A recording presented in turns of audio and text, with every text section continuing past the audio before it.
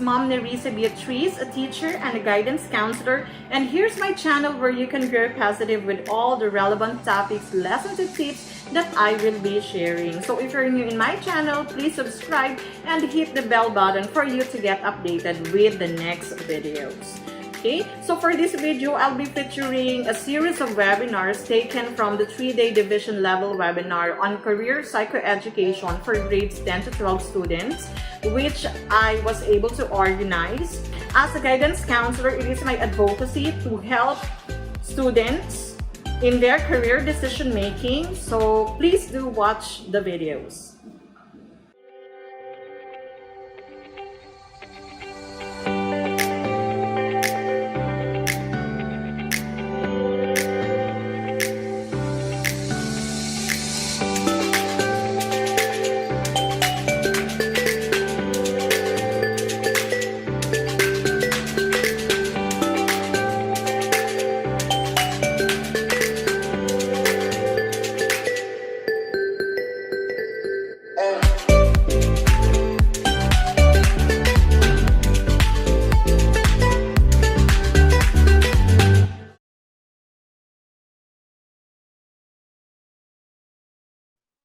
For this presentation, I intentionally did not prepare a PowerPoint presentation for you to leave you the responsibility and the challenge, of course, to take note of the important points that we will be going to discuss. Don't worry, this is not too technical. All you have to do is to prepare your pen and your paper, and of course, your minds and your hearts. And then we're ready to go.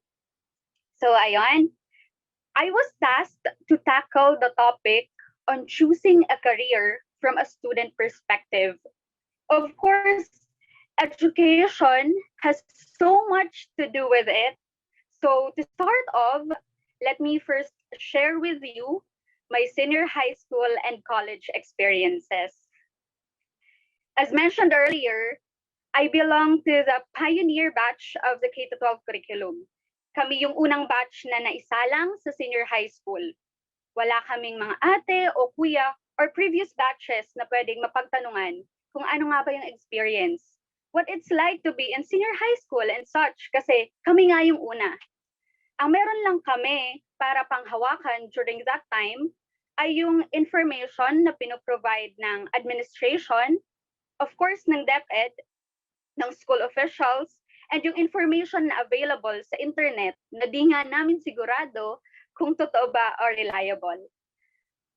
Grade 8 ako nung unang na-introduce sa akin yung details ng senior high school.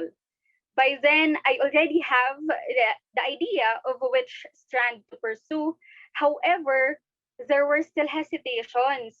Kasi bago yung sistema, masyado pang maaga for me to decide, at may posibilidad na magbago pa yung goals and interests ko in the long run and some other things. Actually, the night before I signed up for senior high school, eto grade 10, tinanong ko si mama, sabi ko, Ma, ano gusto niya ni Papa na i-take ko sa senior high school? Ang sabi sa akin ni mama, bahala ika kung ano kaya mo. Sabi niya, bahala ka kung anong kaya mo. And so after self-reflection, na-realize kong I have this nature pala na kinakaya kung ano yung gusto. And from there, hindi na ako nahirapang mag-decide of which strand to take. Kasi bata pa lang ako, I always imagine myself working in an office. Unang impression, kasi nga may aircon, di ba? But apart from the convenience, gusto ko talagang nakaka-receive at nagde-delegate ng tasks. And I love working with people. Also, may sari-sari store kami dati at nai-enjoy kong magbilang ng pera, i-monitor kung magkano na yung benta, tapos magpindot-pindot sa calculator. And so, I ended up in the accountancy, business, and management or ABM strand. Opo, maaaring hindi ganon kalalim or hindi grand yung mga dahilan ko, pero sigurado ako. I was so certain of my reasons. Nung senior high school, maraming pagkakataong nangapa kami sa sistema. Nanibago lahat. Estudyante, teachers, maging yung DepEd. I think the biggest confusion then on our part was how are we supposed to behave. Matanda na kami sa nakasanayang high school pero hindi pa man talaga college. Nung lumaon, unti-unti na lang ding nag-materialize lahat. Hanggang na-earn na nga ng klase namin yung National Certificate 3 in Bookkeeping at samot-saring qualifications at skills na rin ang na-earn ng classes ng TVL at GAS. Ayan, fast forward na tayo sa grade 12. Since meron na akong background ng senior high school ko, sobrang naging clear na ng vision ko of what to take and where to enroll in college. Sabi ko, Bachelor of Science in Accountancy sa Bicol University. And what are my reasons of taking up accountancy? Una, aligned ngayon sa senior high school strand na kinuha ko. Pangalawa, the stability na kayang i-provide ng career, ng possible career ko in the accounting sector. Dahil sabi nga, study shows na sa ating current setup, modernized world, na automated na ang transactions and processes, mas lalong tumaas yung demand for the advisory, managerial, and assurance services ng accountants. So heightened demand, so ibig sabihin, ay, madaming work opportunities para dito.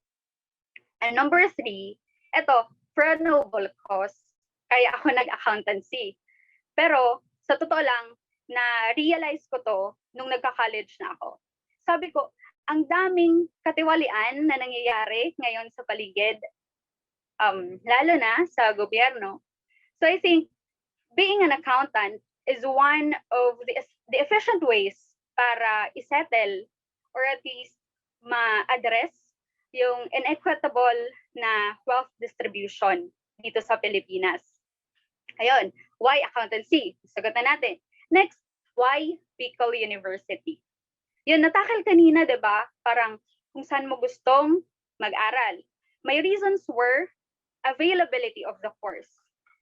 Merong accountancy sa Bicol University. And also, for practicality reasons.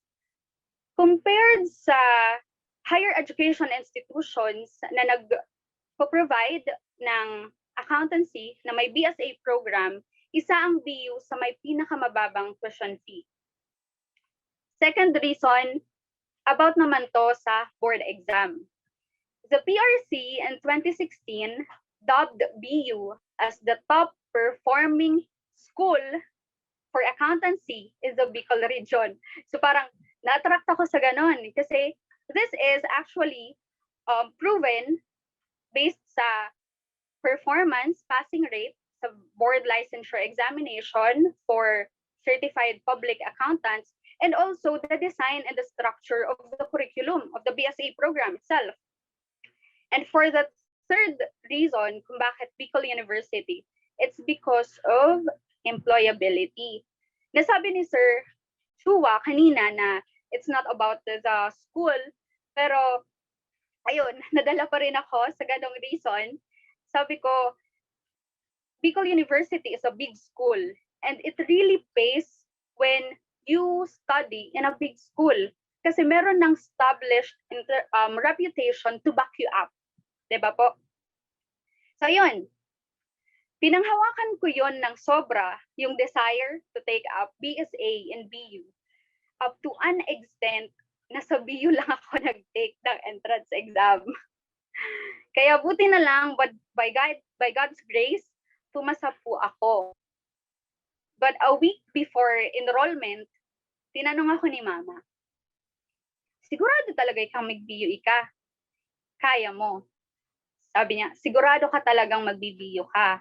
Kaya mo. Alam ko kung saan nanggagaling si Mama noon. It's from a place not of doubt, definitely not of doubt, but of love and concern kasi nga wala sila doon.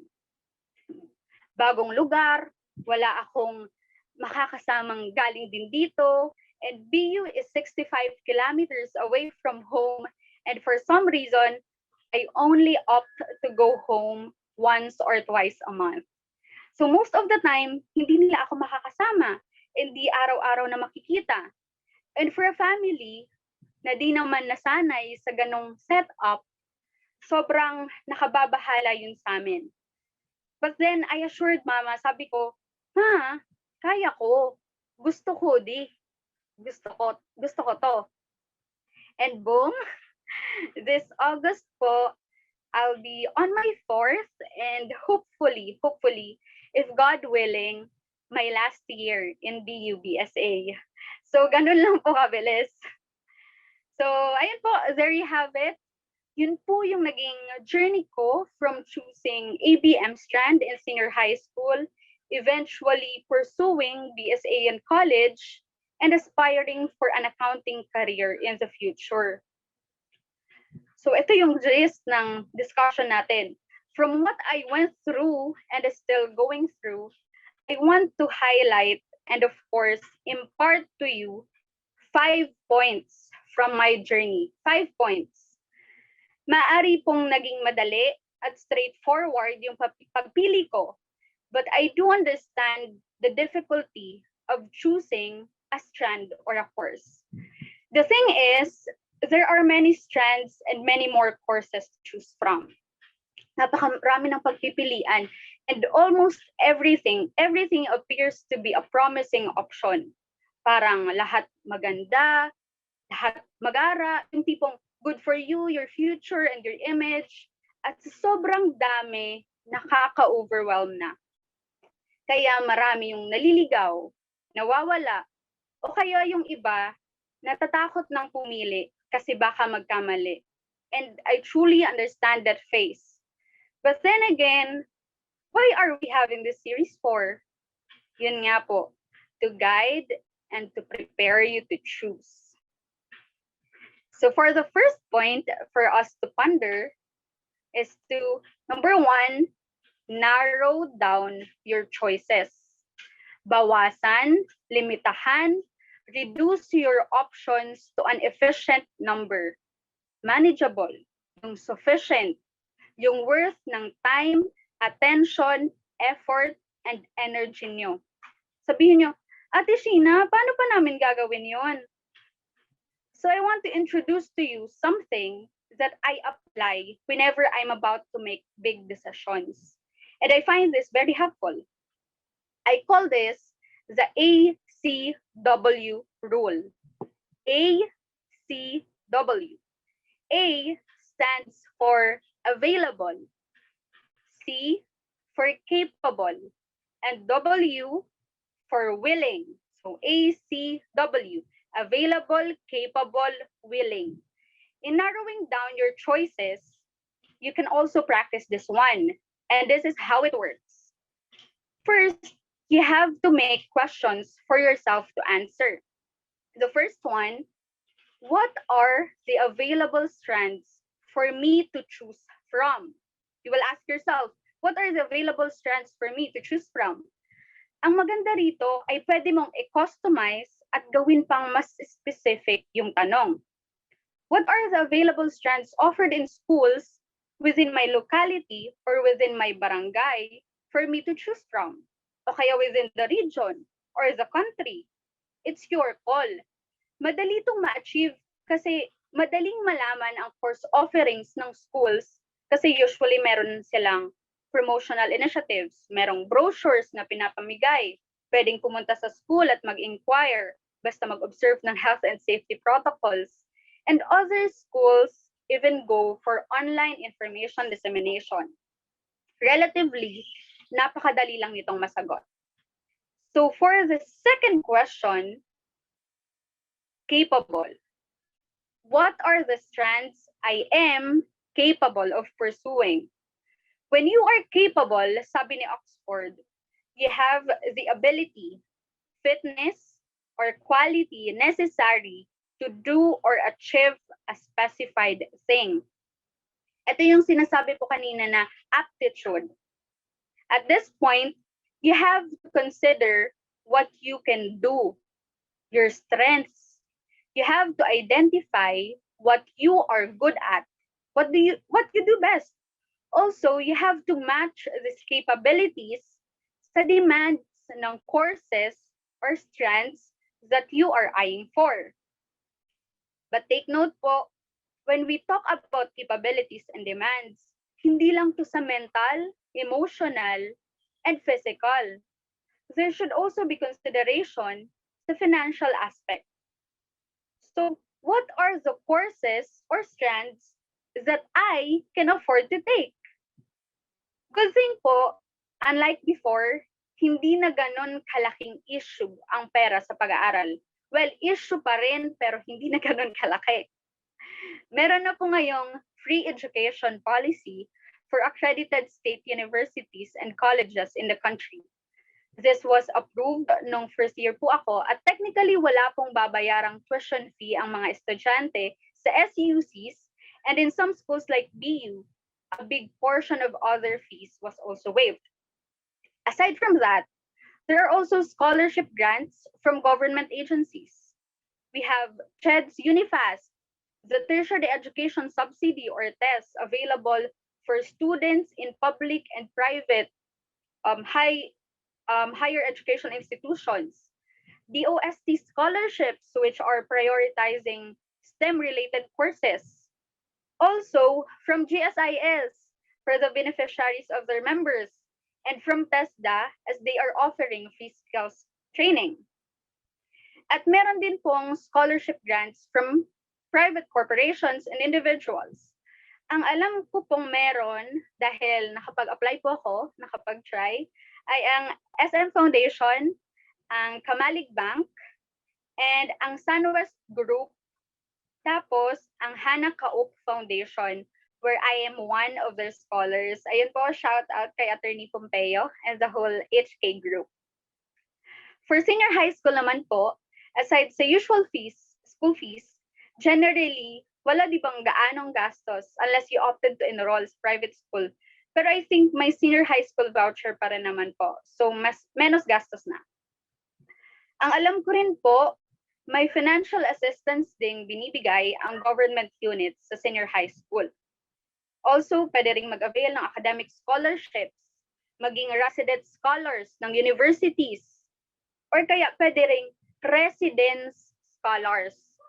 Yung typical na scholar sa bahay nyo, pinapaaral ng mama at papa, tapos ni ate kuya. Ganon. The point is, madami pong tulong na available sa paligid. Help is always available to those who deserve it. Kailangan lang pong maging masipag at matyaga sa paghahanap at pag-a-apply. Pag ganun po, pwede na kayong mag-focus mainly sa pag-establish ng mental at emotional at physical qualifications ninyo. So ayun, we're done with the two questions. What are the available strands for me to choose from? What are the strands I am capable of pursuing? So the third one is, what are the strands that I am willing to pursue? Ito, willingness usually relates to your interests, what you love to do, and what you intend to pursue in the future. Ano ba yung gusto mong i-take? At this point, i-assess mo na yung mga personal mong rason. What do you want to do in the future? How do you see yourself 5 to 7 years from now? Ano ba yung gusto mong gawin? Dito na papasok yung mga tanungang ganyan. And after answering those questions, you have to identify the common elements, variables under those three categories. The intersection of the three. Ngayon po, if you'll take the ACW process seriously and wholeheartedly, most likely you'll discover the available strand or course that you can and you are willing to pursue. Kasi yun naman talaga ang goal natin dito, diba? And eventually, you'll get a grasp of the possible career that you're capable and you're willing to pursue. Ayan, so we're done with number 1, narrowing down your choices. For the second point, we have to, nabanggit na to kanina, we have to communicate our choices. I believe that making a decision sa strand and sa course is a family affair. Ayoko siyang tingnan as something na yung anak o magulang or guardian lang ang gagawa. We have to hear from both ends. Siyempre kasi yung guardian o magulang ang magtutustos, tapos yung anak ang kailangang magtapos. Meaning, involved both parties at parehong maaapektuhan ng consequences ng desisyong gagawin. Ito, a tip for the children, huwag tayong makontento sa ikaw bahala ng mga magulang natin. Because I know for a fact na may ina-aspire sila for us. It just so happened na ang gusto lang nila mama was for me to pursue kung anong kaya at gusto ko. And for parents and guardians naman po, sana po di nyo agad paniwalaan ang di ko po alam ng mga anak ninyo pagdating po sa kung anong gusto nila. Alam ko pong meron at merong particular idea in mind ang isa't isa, kaso di lang po ma-express kasi di alam kung paano or di lang talaga mabigyan ng pagkakataon para magsabi. Kaya we have to make use of every opportunity, at times to make an opportunity to talk to each other, communicate, hear both sides para magkaroon ng meeting of minds and hearts. And sometimes, to communicate entails to educate and to inform. Di maiiwasang may mga magulang or guardian na sasabihin nilang, ano man yan, na strand or course na yan, wala man yan dati, dito ka na lang ngayon kasi ito rin pinili ni ganyan, ganito. So for the students, napakahalagang well-versed or pamilyar tayo, at least ng basic information ng mga pagpipilian natin. Sa exam nga, di ba, pag multiple choice, madaling makuha yung best answer kapag aware or at least familiar ka sa choices. Yun, simpleng decision-making process lang yun. Pero ano ba kaya pag di na lang score, kundi mismong future nyo na yung nakataya? Masyadong risky na wala man lang kaalam-alam sa kung anong papasukin. Okay po? At ang pinaka-importante, you have to communicate with God. Pray for your heart's desires. Ano yung mga gusto mo? Tell Him your plans, yung plano mo to achieve your desires. And then, ask the Lord to bless your ways. You can never go wrong kapag may approval ni Lord ang decisions mo. Never, proven and tested na po yan. For the third point, ayan, medyo magbilis tayo. For the third point, I want to emphasize is to do your best today. For junior high school students, don't wait for senior high school to do your best. For senior high school students, don't wait for college to do your best. Wherever you are in life, whatever you do, always give your best. And you know what's the first step in doing your best? It is actually doing your part.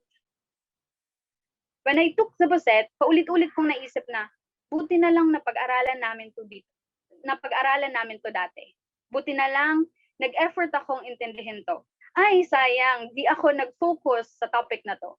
And other realizations as I move from an item to another. Sa entrance exam kasi, general knowledge ang mini-measure. Kaya, regardless of course, you have to take the same set of exams. In our case, sa BU, we have science, math, English, and reading comprehension. And most of the questions were derived from the lessons in junior high school. Imagine, what if I didn't do my best when I was supposed to? Chances were, I could not have made it to BU. Kaya ayun po, reminder sa ating lahat, we have to study. Let's do our part. And ito pa po, you know what's best about doing your best? It becomes unlikely that you run out of choices. Hindi ka nauubusan ng pagpipilian. And second reason, it's unlikely that you have to compromise your choice. Hindi mo kailangang isakripisyo yung napili mo. Sa entrance exam po, may score na required. When you apply for a course, may grade na required. I think sa strand, meron din po If you happen to have a score or a grade lower than what is required, you miss the chance para sa desired school, course, or strand mo. So you look for alternatives. O kaya, mag-settle sa kung saan at ano lang ang pwede. Of course, we don't condemn getting low scores or grades kasi we get them for a lot of reasons. But as much as possible, let's do our best so we get to pursue what we really want. Probably not the best among the rest type, but always the best you. Hindi katulad ng kung sino, kundi yung ikaw mismo. And here's a special note for our grade 10 students. You really have to be very careful in choosing your strand in senior high school. Senior high school is indeed a preparation for college. At ito yung sigurado ko. After senior high school, dalawa lang po ang makukuha nyo. Yung sigurado kung makukuha nyo. It's either a confirmation or a redirection. Confirmation kasi after 2 years, sasabihin mong, ay, ito talaga pala yung gusto kong gawin. Dito ako nag-i-enjoy. Related dito yung career na gusto kong i-pursue. O kaya, the other one, redirection. Kasi after senior high school, sasabihin mo, ay, hindi pala talaga para sa akin ang field na to. Mas mag-excel ako sa iba. Hindi ito yung gusto kong gawin sa future. And to tell you po, alin man doon ang makuha mo, panalo ka. Panalo ka. Just make sure to use that confirmation or that redirection efficiently. Kasi, alam mo na nga, hindi ka into cooking or baking, tapos kukuha ka pa ng cooking or baking course sa college. It doesn't make sense. But if you really opt for a challenge, then why not? Basta ba, ang akin lang po, yung challenge na kaya mong panghawakan at panindigan in the long run. And po, no? Another thing is, taking an appropriate senior high school strand would give you a head start in college kasi somehow di ka na mahihirapang sumabay. I have friends who took up engineering pero hindi po sila nakapag-STEM. So they were required to undergo the bridging program. Sabiyo naman po, when BUSET results are out, exam takers are categorized into qualified but below quota, and unqualified. During my time, there were 150 slots in the BSA program. Yun yung quota. Come sign up, may ibang qualified na hindi in-avail yung slots nila. So the slots were made available to the QBQs or to the qualified but below quota. But they have to undergo and pass first the QSEP. Ang QSEP is a catch-up class in accounting, and on the last day, all QSEP participants would take an exam covering what they have discussed during the entire sessions, at yung scores po nila ay irarank at base sa ranking, ibibigay sa kanila yung available slots ng BUBSA. Kaya kung totally baguhan ka sa accounting, di ka nakapag-take ng ABM sa senior high, talagang panghihinaan ka ng loob sa proseso. Pero for those grade 12 po, dito for eyeing BSA, na di po nakapag-take ng ABM, there's still time to prepare. And passing is always possible.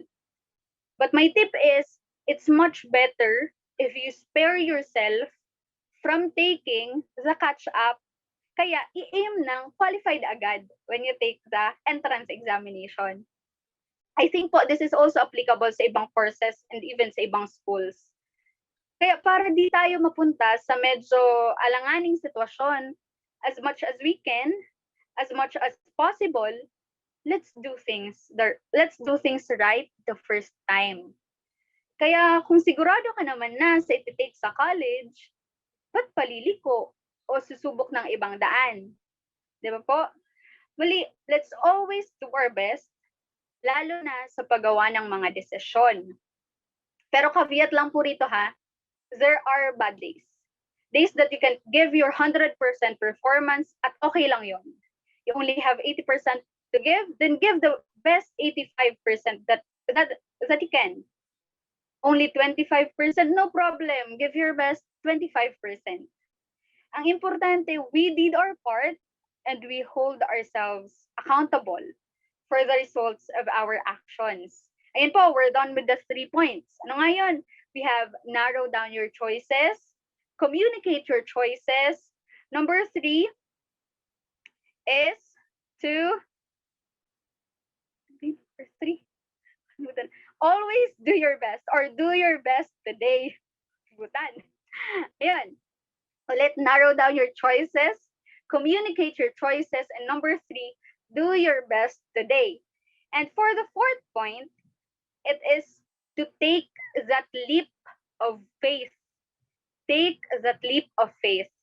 Whatever your choice will be, ano man po yung piliin nyo, ano man yung maging desisyon nyo, yung resulta ay laging di sigurado unless nasa harapan nyo na.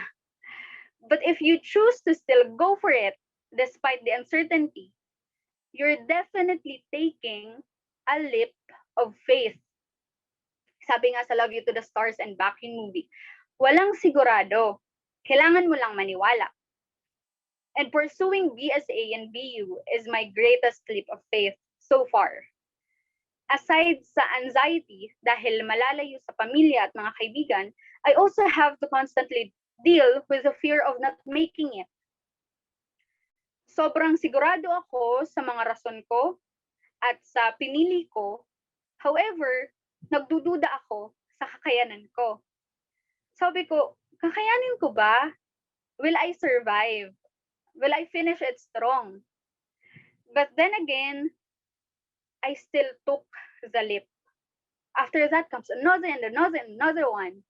Small lips, huge lips, lundag lang ng lundag. And as a matter of fact po, speaking here is one giant leap for me. And I'm glad I took it. Kahit nakakakaba talaga. Kasi hindi naman na po kami sanay ng ganito sa klase. Kasi madalas kami nakayuko. For 3 main reasons. Number 1, nagko-compute. Pero hindi sigurado kung tama yung kino-compute. Number 2, nagbabasa. Pero di sigurado kung naintindihan yung binasa. And ang number 3, ito po yung sigurado ako, natutulog. Yun lang, 3 rason lang kung bakit kami nakayoko. So ayan, kidding aside, taking a leap of faith is basically living your comfort zone. Sabi nila, go out of your comfort zone, nothing grows there. But my take is, of course, something grows in your comfort zone. Merong tumutubo doon, merong lumalago. Ano? Takot. Takot yung nasa comfort zone. Your fear of living, your fear of going out, your fear of the outside world. At meron din dong complacency. Yung satisfied ka na sa mga bagay na less than what you deserve. Mas lalong lumalaki yung takot mong lumabas at naaantala yung sarili mong paglago. Oo, hindi po siya laging tungkol sa pagpunta sa ibang lugar o paglayo sa pamilya. Going out of your comfort zone can be as simple as trying new hobbies, discovering new potentials, working on your weaknesses, and embracing your flaws and imperfections. Pero may mga pagkakataon, just like sa pagde-decide ng strand at course, na you are required to make bigger steps. Halimbawa, yung magsabi sa parents na, Ma, Pa, iba po ang gusto kong course sa gusto ninyo. Of course, with respect pa din. O pagsasabi sa ate mo or sa kuya mo na nagpo-provide ng pag-aaral mo na, Ate, I prefer to study somewhere else, iba po yung gusto kong gawin. O kaya, pagsasabi sa best friends mo na, Uy, best, magkaiba tayo ng gustong strand or course. Pasensya na, di kita masasamahan sa course na gusto mo. Yung ganun po. I know it's hard, sometimes nakakatakot, but you have to. Kailangan i-allow mo yung sarili mo to grow and you have to allow others to grow on their own as well. Pwede kayo magtanong, Ate, kung di po sigurado, meaning po ba may regrets? Personally, meron akong ibang mga bagay na gustong gawin, pero di ko nagawa dahil sa naging decision ko. Pero I don't call them as regrets. I prefer to call them as wonderings. Collection ng what ifs at what could have beens ng buhay. Sabi ko, what if nag-pre-med ako? maybe psychology, o a degree in communication kaya. Pwede rin kayang edu. Ano kaya kung sa mas malayo o sa mas malapit ako nag-aral? Yung mga ganon, mga random thoughts about what could have been and what ifs ng buhay. Pero, there's this constant reminder to not let my wanderings spoil or invalidate my reality. Sabi ko, masaya ako rito. Alam ko kung bakit ako nandito, para saan, at para kanino. And we're settled. Kaya, kung hesitant ka man sa isang bagay, but the idea persists and is taking up a lot of your time, attention, and energy, baka kailangan mo nang i-pursue yan. Just do it. Take a leap of faith and just hope that you'll have a stable ground to land on or you'll develop wings to soar high. And po, take a leap of faith and just hope that you'll have a stable ground to land on or you'll develop wings to soar high. Yeah, that's it for the fourth point. Just take a leap of faith. And for the last point, the fifth point that I can give you is to keep going. Sabi nga, padayon! Diba? Kalat na ang word na yan sa social media, diba? Madalas nasa captions or graphics, lalo na tuwing midterms or final season na sa universities and colleges. Well, padayon is a Visayan term which basically means to continue. Sa pagsasalin sa Filipino, magpatuloy. Sa Rinconada naman, magpadagos. Diba? Sobrang gandang pakinggan. At gusto kong ibahagi sa inyo ang madalas na sabihin ni nanay, yung nanay ko. Padagos na nakamong mag-arang ki amang Diyos. Patuloy lang kayong dumulog sa Diyos. Patuloy lang kayong dumulog sa Diyos. And I believe there is no better padayon reminder than that. Kaya kung grade 10 ka pala ngayon, magpatuloy ka lang. Kung grade 11, magpatuloy lang. At para sa ating mga graduating, yay, magpatuloy pa. Kahit nagdududa kayo sa pagpapatuloy, sana magpatuloy pa rin. Ang daling sabihin, no, ang daling pakinggan. Magsasabi kayo niyan, para namang walang struggles. Oo, syempre po, may struggles. Lahat ng courses, meron at marami. Walang ligtas, walang madali, walang struggles, di ba? Bagaman wala tayong kontrol sa dami, dalas at laki ng struggles na paparating, lagi naman tayong may kontrol sa kung saan natin gustong mag-struggle at alin natin gustong i-struggle. Ika nga sa English, there will always be struggles. You just have to choose what you want to struggle with. There will always be struggles. You just have to choose what you want to struggle with. Real talk po, mahirap ang mag-aral. Kaya kung maghihirap ka ng 2 years sa senior high school, dun ka sa sigurado ka na. Real talk ulit, pero hindi sa pananakot, mas mahirap pong mag-college. Kaya kung maghihirap ka ng ilan pang taon, piliin mo na yung alam mong para sa'yo talaga. Kung ayaw mo nang magpatuloy kasi sa tingin mo masyado ka nang matanda pag graduate, okay, let's do simple math. 16 years old, yung grade 10, plus 2 years sa senior high school, 5 years na ngayon sa college, 23 years old. Grabe naman sa matanda. Pero, sige. Matanda na kung matanda, pero at least degree holder ka. Or better yet, license holder ka. Di ba po, sobrang nakakakilig yun.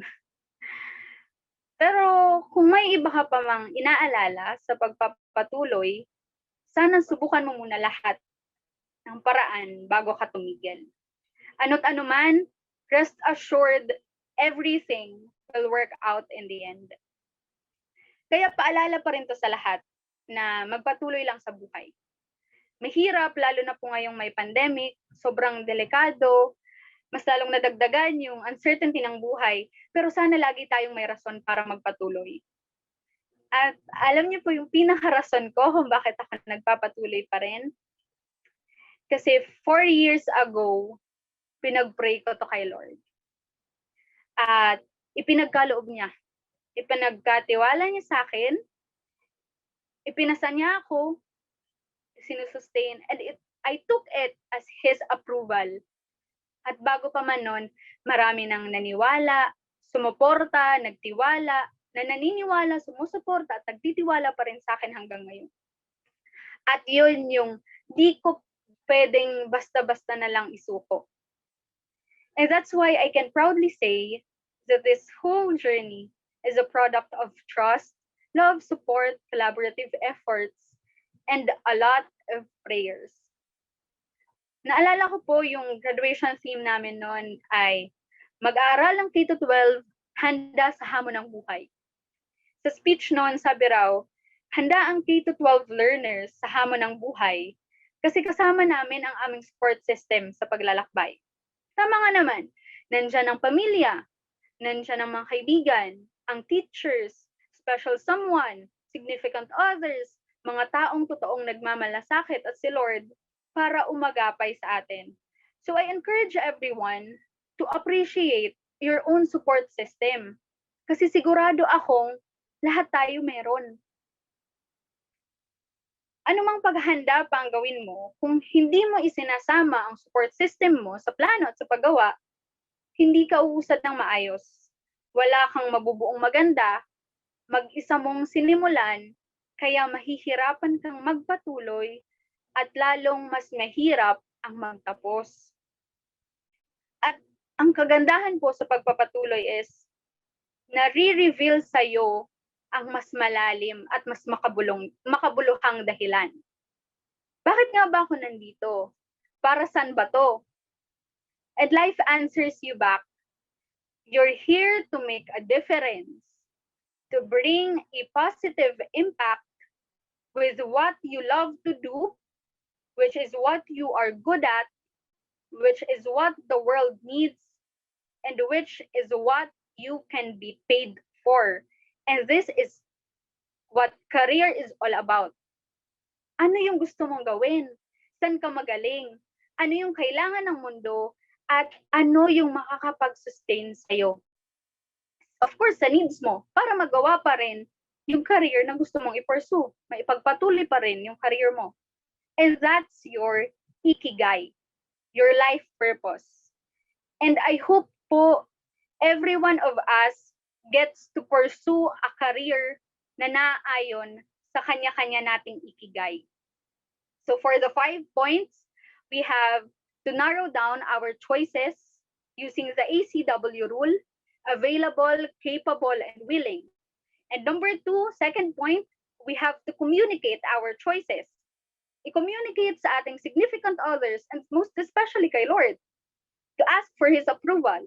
Number 3, we have to do our best today so that we get to enjoy what we really want. And number 4, let's take that leap of faith. Walang sigurado, kailangan mo lang maniwala, lundag, and just hope for the best. And number 5, ano po yung number 5 natin? Number 5 is to keep going. Padayon lang sa buhay. And to do that, I pray that we may have enough rain, sunshine, air, space, and time to fully grow in life. Let's bloom and pass this season. Padayon! Muli po, maraming salamat sa inyong lahat.